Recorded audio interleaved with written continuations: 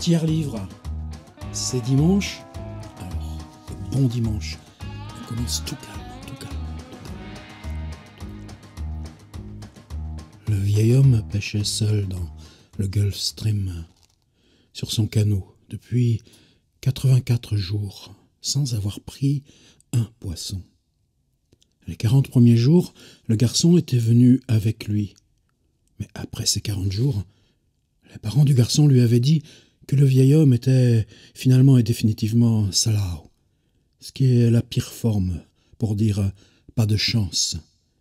Et selon leurs ordres, le garçon était pris sur un autre bateau, lequel avait pris 3 gros poissons la première semaine. Cela le rendait triste, le garçon, de voir le vieil homme revenir chaque soir, le canot vide. Et toujours il le rejoignait pour l'aider à porter les lignes enroulées, la gaffe, le harpon et la voile ferlée autour du mât. Une voile rapiécée avec des sacs de farine qui pendaient ainsi comme le drapeau d'une permanente défaite. Le vieil homme était maigre et hâve, avec de profondes rides dans l'arrière du cou. Sur ses joues, les taches brunes d'un cancer de la peau bénin à cause de la réflexion du soleil sur la mer des tropiques. Les taches lui tombaient de chaque côté du visage et ses mains gardaient les cicatrices profondément plissées des poissons halés lourdement sur la corde. Mais aucune de ces cicatrices, pour être récentes, elles étaient aussi vieilles que l'érosion dans le désert sans poissons. Tout en lui était vieux, sauf les yeux.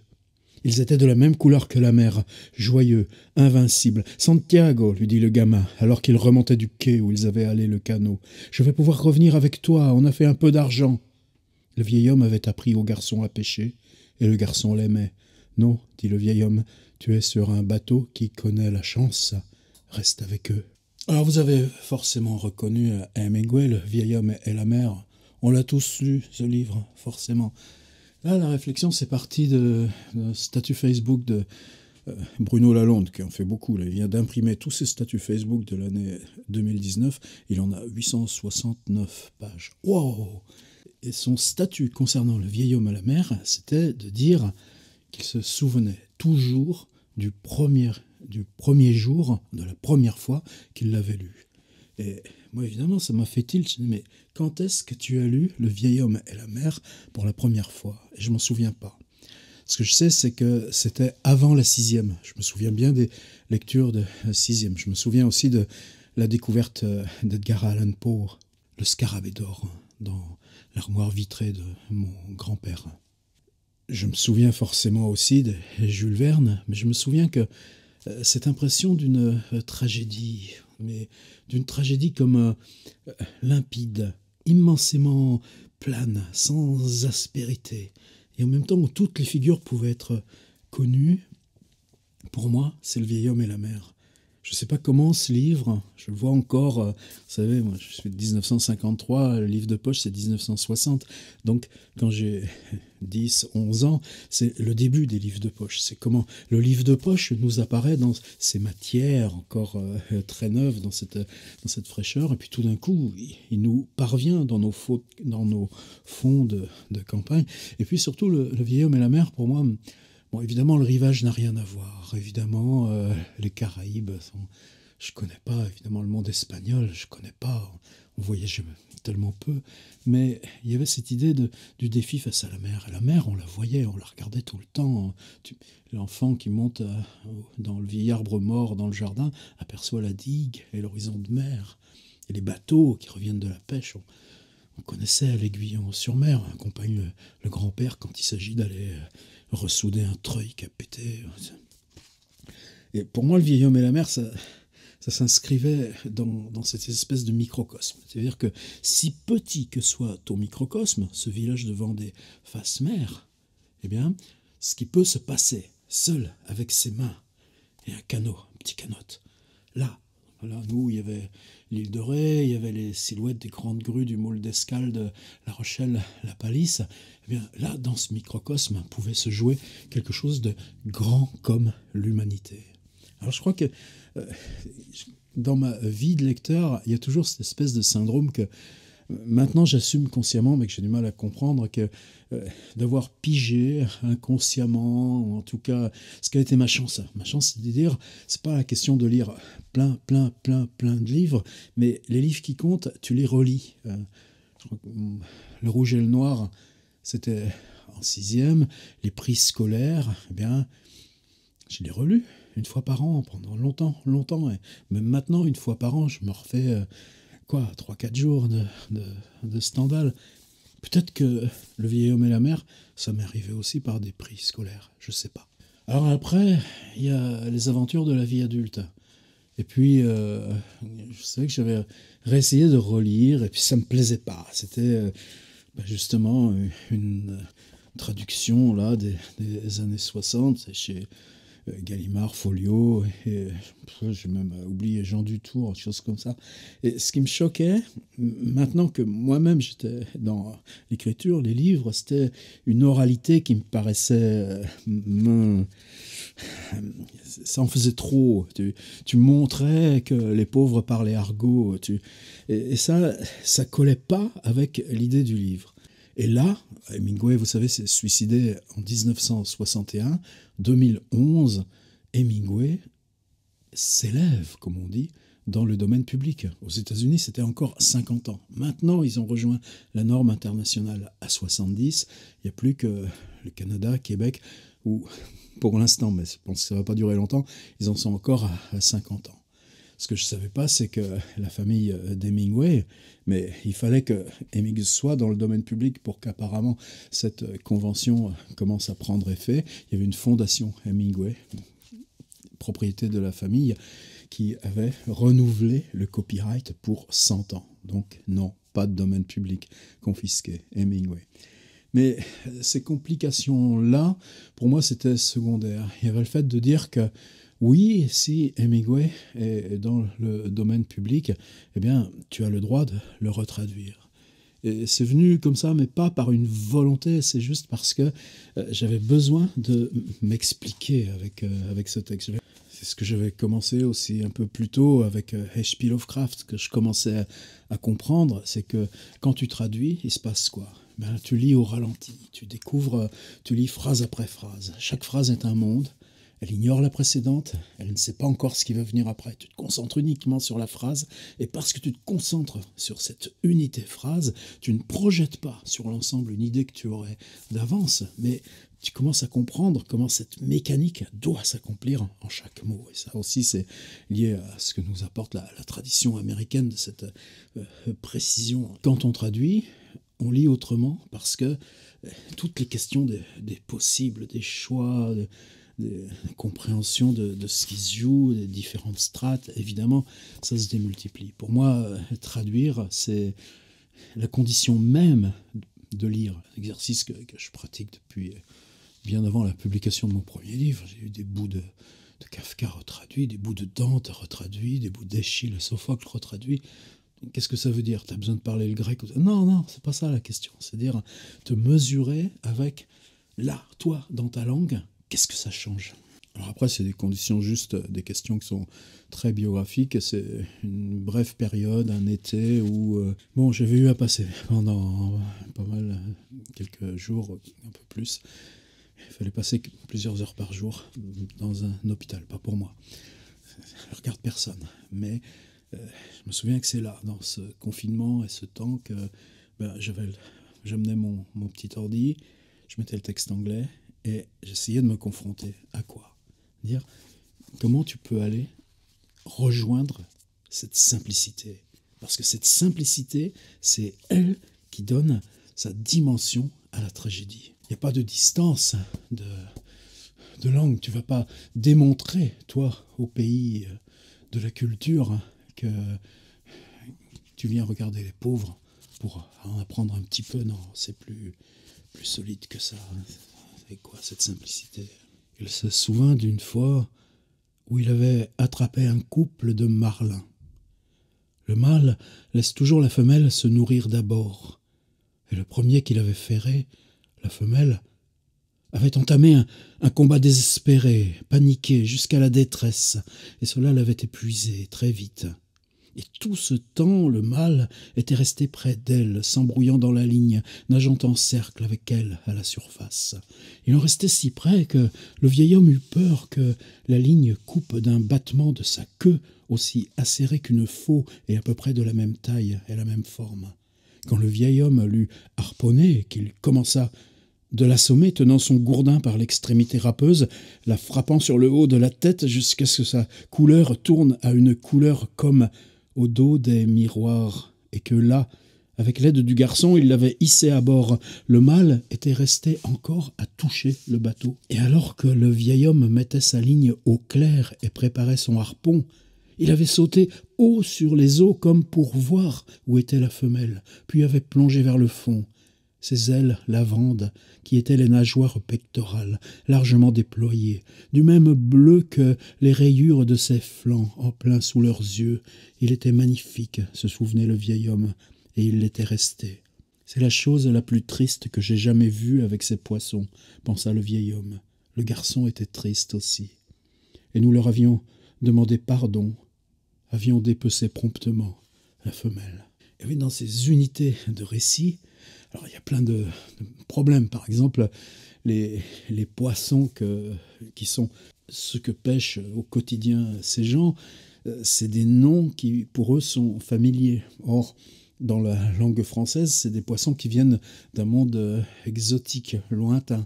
Donc pour nous, c'est souvent des mots précieux, ou alors qui ne sont pas assez déterminés. Vous avez dorade, alors que là, il y a 3 variétés précises de dorade. Mais si vous mettez un adjectif ou un nom savant, ça ne va pas marcher non plus. C'est-à-dire là, comment un mot vous évoque. C'est-à-dire le mot merlu pour nous, cabillaud, nous. C'est les poissons que rapportait votre arrière-grand-père, marin breton de Tréguier, qui s'embauchait pour la pêche à Terre-Neuve. C'est des mots qui sont partie de notre contexte. Bien là, il y a une manière. Alors ça, c'est des petites choses techniques. Ce qui compte, c'est quoi? C'est les gestes, c'est le temps, c'est cette durée de temps qui va devenir comme une machine. C'est-à-dire cette pêche gigantesque, ce combat de titans, et puis ensuite que le poisson arrimé sur le bord du canot va être bouffé, et puis qu'on va ramener que la carcasse, que l'arête. Et quand vous traduisez, il faut aller au bout. C'est-à-dire, c'est une manière de se dire que cette tension que tu as, c'est pas un passage que tu traduis. C'est parce que tu vas jusqu'au bout, parce que tu vas au fond, que tu vas trouver en toi-même cette résolution. C'est-à-dire que la résolution du récit, en devenant la résolution de la traduction, elle va t'aider à tout reprendre, tout remettre à cette même surface tendue, miroitante, dure, où là tu es dans ce que ce livre peut changer à ta propre écriture. Là ça devient le son. Alors, 2012, on était encore en pleine effervescence de la lecture numérique. Bon, pas de problème. Domaine classique, accédons au domaine public. On le met en version numérique sur publi.net, qui existait déjà depuis 3 ou 4 ans. Puis 5 ou 6 jours après, des messages, c'est-à-dire des gens de Gallimard, que je connaissais, parce qu'à l'époque, c'était dans cette effusion-là du numérique surgissant. Bon, je ne vais pas dire de nom, mais on se croisait dans des réunions, dans des trucs d'organismes. C'est pas moi qu'ils avaient mis, à qui ils s'étaient adressés. J'ai rien reçu, aucun message. Non, ils faisaient pression sur les libraires qui nous rediffusaient en disant ils n'ont pas les droits, c'est une contrefaçon, supprimer cette chose de l'avant. Et là, moi, c'est ça qui m'avait énervé, en fait. C'est-à-dire, bon, après, j'ai compris. En fait, c'était cette période, justement, où la famille Hemingway, ayant renouvelé pour 100 ans le copyright du grand-père, la question numérique n'était pas encore réglée, tranchée. Est-ce qu'elle était en cours? Est-ce que j'ai accéléré la manip? Bon, c'est pas d'importance, simplement c'est vrai que ça a fait un peu de bruit dans le landerneau, mais donc je pense qu'au moment où on a diffusé cette version numérique, il y avait aucun... On était dans un moment de vide juridique parfait, et que comme ils ne pouvaient pas me prouver le contraire, bon, donc il y a eu une part de chantage. Bon, c'est pas grave, c'est derrière. Et maintenant, 10 ans après, alors par exemple, qu'est-ce qui s'est passé? Parce que cette page a été sur mon site, tout d'un coup ça a bouillonné. C'est-à-dire est-ce qu'un texte qui appartient à l'histoire universelle de la littérature peut continuer d'être approprié par des droits privés? C'est-à-dire texte paru en 1952, c'est-à-dire 1 an de plus que moi, vous voyez comment que ça remonte. Est-ce qu'il peut continuer de rester propriété d'intérêt particulier? On ne se pose pas la question pour un château ou une architecture. Pour le livre, ça nous fait plus mal, surtout quand il s'agit de l'enfance. C'est-à-dire c'est mon enfance dont est dépositaire cette histoire. Alors évidemment, celui qu'on a pris plein la gueule, c'est pas une personne en tant que telle. Bon, c'est le premier traducteur, hein, cette vieille trad des fin des années 50 avec ces machins aragotiques et tout. Depuis, Gallimard a fait retraduire Le vieil homme et la mer, tant mieux. Et celui qui l'a fait, il me semble bien que c'est Jaworski, c'est-à-dire celui qui a retraduit aussi Moby Dick, fait ce magnifique relecture, traduction du Moby Dick de Melville en Pléiade. Tant mieux. Bon, moi j'ai pas besoin de la relire parce que du coup j'ai ma traduction. Et c'est très bizarre quand vous avez votre traduction. Est-ce que je la relis tous les matins? Non. Mais à l'intérieur de soi, quand on réouvre, c'est comme si on se disait, mais est-ce que les mots tombent? Est-ce qu'aujourd'hui, je changerais les mots? Et tu te dis, bah non, si tu as fait le boulot, c'est que les mots, tu les reconnais à leur place et que tu n'aurais pas à les changer. Le tour suivant, il réussit presque. Mais à nouveau, le poisson s'écarta, repartit lentement en nageant. « Tu vas me tuer, le poisson, pensa le vieil homme. Mais tu as le droit. Jamais je n'en ai vu un plus grand, ni un plus beau, ou un plus calme, ou quelque chose de plus noble que toi, frère. Viens, tue-moi. Ça m'est égal qui tue qui. » Là, tu as la tête qui déraille, pensa-t-il. Tu dois garder les pensées claires. Garde ta tête au frais et apprends à souffrir comme un homme ou un poisson, pensa-t-il.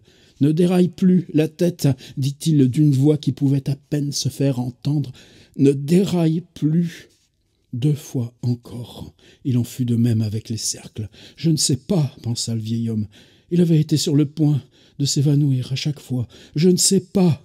Mais je dois essayer, une fois de plus. Il essaya une fois de plus, se sentit s'évanouir, etc., etc. L'autre jour, je parlais de cette traduction collective de la Bible et comment elle m'avait appris, justement parce que tu apprends à respecter. Qu'est-ce qui est génial dans Hemingway? C'est comment cette simplicité de l'écriture peut accompagner, même là où le bonhomme perd la raison. Ça va jusqu'à l'aporie. Viens, tue-moi, ça m'est égal qui tue qui. Oh.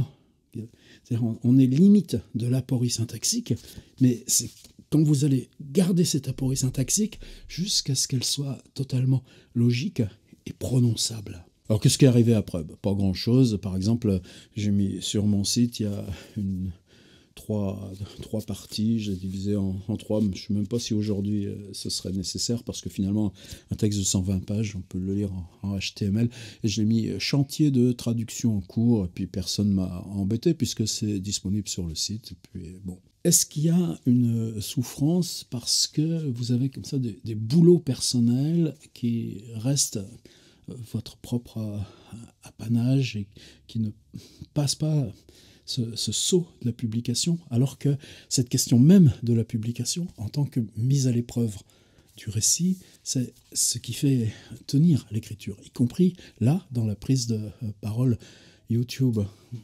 Je crois qu'on a chacun aussi, en tant qu'auteur, tellement de choses...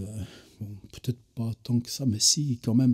C'est peut-être un peu différent avec le web, parce qu'on les met en ligne dans le site, et donc là, j'ai une grosse valise en carton avec, par exemple, un gros bouquin de 400 pages qui était le 2e truc que j'avais présenté à Jérôme Lindon entre sortie d'usine et avant que ça devienne plus tard limite. Et dans une période où je ne savais pas du tout que Lindon systématiquement refusait à ses auteurs leur 2e manuscrit. Une façon de fétichiste qu'il avait de pousser les gens à bout. Il a fait ça avec tout le monde. Bon, j'en ai parlé par ailleurs d'ailleurs. Mais évidemment, dans les recoins, les greniers du site, on a des replis où finalement ça reste avec le même statut que les carnets qu'on a dans un tiroir. Donc c'est pas grave, c'est pas non plus une souffrance. Et puis, un jour est venu cet email d'une maison algérienne, édition Talantikrit. Je ne sais pas prononcer, ça doit se venir en arabe. Béjaïa, 2014, 04 rue Sihel Awas, téléphone fax 034 22 18 92, email stalantikit, stalantikit, @yahoo.fr. Finalement, j'ai plus de contact réel. Je crois qu'après, il y avait un autre message parce que du coup, on avait discuté, est-ce que, par exemple, Bartleby ou mes traductions de Bierce, bon, pourquoi pas, moi, ce serait plus que volontiers. Et puis, je pense qu'on est en tel déficit de dialogue et conversation avec le monde africain en général, nord-africain encore plus, et encore plus peut-être avec l'Algérie, où toutes les relations avec des Algériens, c'est des relations de fraternité, quelles que soient justement les choses qu'on ait à démêler ensemble. Le message était très gentil. Il disait, mais en Algérie, ils ne sont pas dans les conventions du droit d'auteur. Tout est ouvert pour la publication. C'est pas... Et ce qu'il me disait, c'était combien voulez-vous pour qu'on utilise votre traduction et qu'on l'imprime. Et moi, par retour, qu'est-ce que je leur ai répondu? Je veux 5 exemplaires et ce sera mon paiement. Le pire, c'est que j'en ai 4. Je n'ai pas retrouvé le 5e, ce qui veut dire que j'ai offert un de mes exemplaires et je ne sais pas à qui. C'est pas grave, parce que dans mon idée, après, ça devenait une autre chose, c'est-à-dire, tu fais un livre qui, en France, va rester ton livre à toi, secret. C'est très bien qu'il soit diffusé, qu'il se vende ailleurs, mais ici, dans ton espace, tu as fait un livre que pour toi. Tu en as 4 exemplaires. Il y a une chose très belle dans Le Vieil homme et la mer, c'est... évidemment, on ne peut pas réussir un livre comme ça sans qu'il y ait des choses qui se révèlent rétrospectivement, mais qui sont des socles. C'est-à-dire que la vie urbaine, le continent, même si c'est très très loin de l'île de Cuba, c'est... alors qu'on est encore dans la période impérialiste de Cuba, évidemment, propriété des USA, c'est grands matchs qui viennent par la télévision. C'est la télévision déjà, plutôt la radio, je ne sais pas. Ouais. En tout cas, tout d'un coup, le monde urbain qui arrive jusqu'à eux, avec ses symboliques, avec évidemment quelque chose où tout est transformé par l'image et la communication à distance. Dans ce sens-là, c'est aussi un livre étonnamment moderne. Lui se sentait vraiment fatigué maintenant. Il savait que la nuit arriverait vite. Il se força à penser à autre chose. Il pensa au tournoi des grandes ligues, ce qu'il appelait les grandes ligas. Il savait que les Yankees de New York affrontaient les Tigres de Détroit. C'est le 2e jour où je ne saurais pas les résultats des Juegos, pensa-t-il. Mais j'ai confiance, sûr que je peux avoir confiance dans le grand DiMaggio, qui fait tout à la perfection, même avec la douleur de cette calcification au talon. C'est quoi une calcification, se dit à lui-même. Oh, l'espoir, nous, on n'a pas ça. Est-ce que ça fait aussi mal qu'un ergot de coq de combat au talon? Je ne peux pas plus penser que je souffrirais ça. Plus perdre un œil ou les 2 yeux et continuer à me battre comme ils se battent, les coqs de combat. Un homme, c'est pas fait comme les grands oiseaux et les bêtes. Même là, je préférerais être cette bête, là, dans les profondeurs de la mer. Sauf si les requins viennent, dit-il fort. Si les requins arrivent, Dieu ait pitié de moi comme de lui. Tu crois que le grand DiMaggio, il continuerait avec un poisson aussi longtemps que moi je suis resté avec celui-ci, pensa-t-il. Je suis sûr qu'il le ferait, et même plus longtemps encore, puisqu'il est jeune et fort, et son père aussi était un pêcheur. Mais est-ce que sa calcification au talon ne lui ferait pas trop mal? Alors, ce qui me reste de la... Non, par contre, j'aimerais bien, moi j'ai un côté, là, justement, avec les grands tournois, et puis ces résultats, et puis ces mots bizarres, le grand héros qui a une calcification au talon. Le traducteur actuel, est-ce qu'il ferait, lui, une vidéo où il viendrait nous lire les mêmes fragments de sa version? Et c'est peut-être ça où on pourrait jouer un peu. Tout petit bout de la fin, avant que j'arrête. Et l'éperon. Garde-le si tu veux. Je veux, il dit le gamin. Maintenant, on doit s'occuper du reste. Ils m'ont recherché. Tu parles. les gardes-côtes, même un avion. C'est trop grand l'océan. Un bateau si petit, si difficile à voir, dit le vieil homme. Il se dit que c'était agréable de parler à quelqu'un au lieu de parler tout seul et à la mer. Tu m'as manqué, il dit. Vous avez attrapé quoi? 1 le premier jour, 1 le deuxième et 2 le troisième. Beau. Maintenant, on va recommencer à pêcher ensemble. Non, j'ai pas la chance. Je n'ai plus de chance du tout. On s'en fout de la chance, dit le gamin. Moi, je te l'apporterai, la chance. Elle dira quoi, ta famille? M'est égal, j'en ai pris 2 hier. Mais je veux qu'on pêche ensemble parce que j'ai beaucoup à apprendre.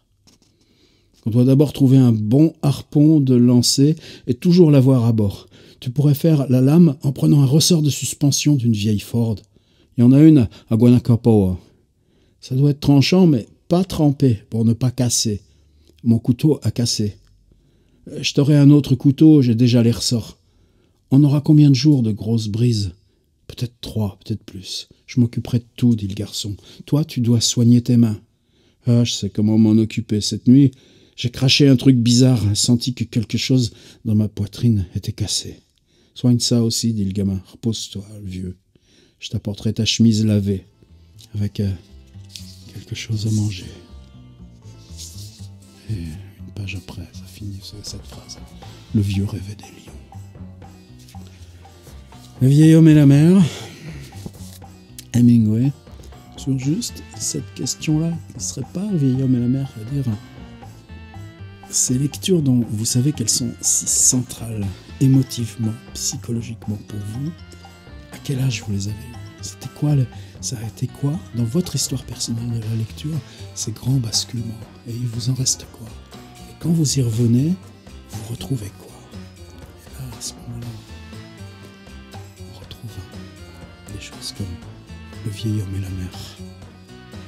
Après, c'est question de traduction, c'est question de se faire un livre pour soi, mais qui n'existera que dans un pays où vous n'êtes jamais allé encore.